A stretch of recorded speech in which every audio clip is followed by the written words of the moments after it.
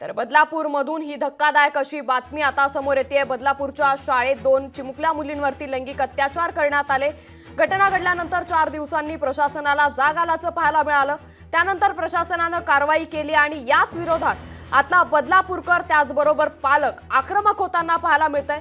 एका बाजूला पालकांनी शाळेबाहेर देखील ठिय्या आंदोलन केलं आणि त्यानंतर बदलापूर नागरिकांनी त्याचबरोबर पालकांनी बदलापूर रेल्वे स्थानकाबाहेर ठिय्या आंदोलन केलं। बदलापूर रेल्वे स्थानकावरील रेल्वे सेवा ही ठप्प देखील झाली आहे। गेल्या 3 तासांपासून नागरिक बदलापूर स्थानकात ठिय्या आंदोलन करून बसलेले आपल्या भूमिकेवरती ते ठाम असल्याचं पाहायला मिळतंय। पोलिसांनी या आंदोलनकर्त्यांची समजूत देखील काढली, मात्र हे संपूर्ण नागरिक, हे संपूर्ण पालक आपल्या भूमिकेवरती ठाम आहे। पीडित मुलीला न्याय मिळालाच पाहिजे अशी मागणी आता इथल्या आंदोलनकर्त्यांनी पालकांनी केली आहे। शाळा प्रशासन ही दाद देत नाही म्हणून पालकांनी थेट रेल रोको आंदोलन केलेलं आहे। आपल्यासोबत काही पालक आहेत, आपण त्यांना विचारूया। रेल रोको आंदोलन केलेलं आहे, काय सांगाल?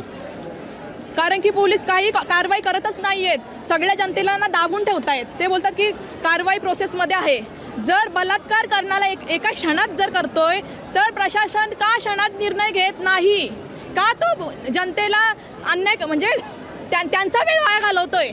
जर त्याला शिक्षा झाली तर पुढे अशा घटना घडणार नाही, आणि जर शिक्षा झाली नाही तर अशा घटना रोज घडतील। हे प्रशासन बायकांची इज्जत जाताना डोळ्यांनी बघतोय तरी काय करत नाहीये। आजच्या ह्या परिस्थितीला समाज एवढा अलर्ट आहे, त्या समाजाला थांबवणं शक्य नाही।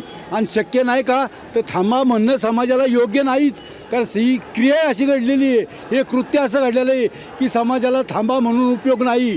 समाज पेटलेला आहे, का पेटलेला आहे? ह्या गोष्टी अशा घडलेल्या आहेत, ह्या अशा घडणाऱ्या गोष्टीला कुठंतरी बंधन आलं पाहिजे, फार प्रशासन शाखेपासून केवळ मंत्र्यापर्यंत। याला आदर्श मॅनेजमेंट पण तेवढीच जबाबदारी आहे। कारण का जबाबदार आहे?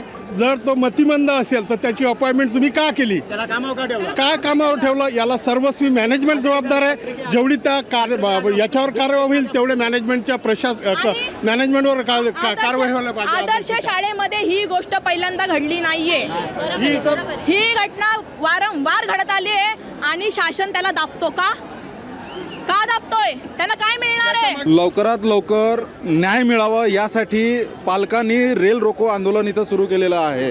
मात्र पालकांना ही प्रतीक्षा आहे की कधी त्यांना न्याय मिळेल। अजय शर्मा, बदलापूर, लोकशाही न्यूज। लोकशाही मराठी ऐका, पहा, जागरूक रहा।